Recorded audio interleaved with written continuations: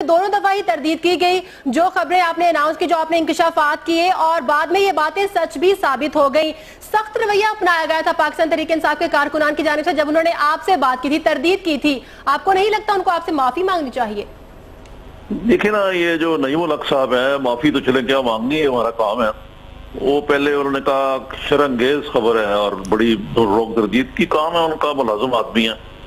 آپ وہی تردید کرتے پھر رہے ہیں، آپ کہہ رہے ہیں بڑا حساس معاملہ ہے، آپ پھر جھوٹ بول رہے ہیں وہ کہ جی باہمی رضامندی سے طلاق ہوئی ہے، یہ باہمی رضامندی سے نہیں۔ اس بارے میں آپ کو مزید انکشاف الفاظ جو ہے نا کہ آخری 2-3 دنوں میں کیا ہوا ہے ضرور آپ کو عرض کروں گا، لیکن یقیناً اس میں دو طرح کا طبقہ تھا۔ ایک پی ٹی آئی کا وہ طبقہ تھا جو رحم خان سے متنفر تھا اور وہ واقعی چاہتا تھا کہ خان صاحب کے لیے یہ ایک بہت بڑی لائبلٹی ثابت ہوں گے، وہ تو بڑا خوش تھا۔ پھر رحم خان نے خود ایک سوشل میڈیا کا نیٹ ورک بنایا ہوا تھا جس کے نتیجے میں وہ گالی گلوچ تو وہ کرتے رہتے ہیں، جو کہ آپ کو پتا کہ ایک وتیرہ بن چکا ہوا ہے پی ٹی آئی میں۔ تو یہ چلتی رہی ہیں باتیں۔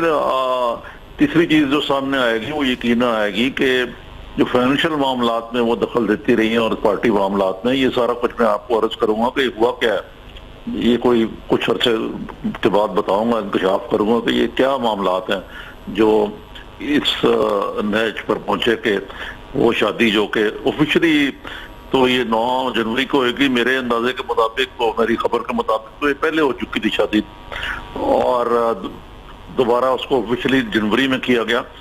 اور تو اس لحاظ سے اگر آپ آفیشلی دیکھیں تو یہ زیادہ 9 مہینہ چلی شادی۔ اس کے خاصے معاملات جو ہیں شروع سے ہی کشیدہ تھے اور کشیدگی کی وجہ بھی میں آپ کو عرض کروں گا۔ عارف نظامی صاحب، ابھی ہماری رانا ثناء اللہ صاحب سے بات ہو رہی تھی، ان کا کہنا تھا کہ عمران خان کے ساتھ کوئی زیادہ دیر رہ ہی نہیں سکتا، ان کے اپنے پارٹی کے عہدیداروں کی جانب سے یہ بیان سامنے آیا ہے، تو کیا 2 بار شادی ناکام ہونے کی وجہ یہی ہے؟ نہیں، یہ جاتی ہے میرے خیال سے رانا صاحب کو اس معاملے میں نہیں جانا چاہیے۔ یہ ذاتی مسئلہ ہے خان صاحب کا، کبھی وہ رہ سکتے ہیں کسی کے ساتھ یا نہیں، سیاسی بات کرنی چاہیے، سیاسی اختلاف ہونا چاہیے۔ خان صاحب ایک انتہائی شریف آدمی ہیں اور وہ اس عورت کے چنگل میں آ گئے اور نقصان پہنچایا اس نے، کیونکہ عمر بڑی سینسیٹیو ہوتی ہے۔ دیکھیں نا، وہ ایک دھرنا دے رہے تھے کئی مہینوں سے، ولنریبل تھے، اور خاتون نے اس نے فائدہ اٹھایا اور ایکسپلائٹ کیا۔ خان صاحب نے میرے خیال سے صدق دلی سے شادی کی، لیکن وہ معاملات جو ہیں وہ مختلف انداز میں چلے گئے کیونکہ وہ ایمبیشس بہت تھیں۔ جی، انجم رشید صاحب ہمارے ساتھ موجود ہیں، وہ بھی آپ سے بات کرنا چاہیں گے۔ جی انجم صاحب، آپ کیا پوچھنا چاہیں گے عارف نظامی صاحب سے؟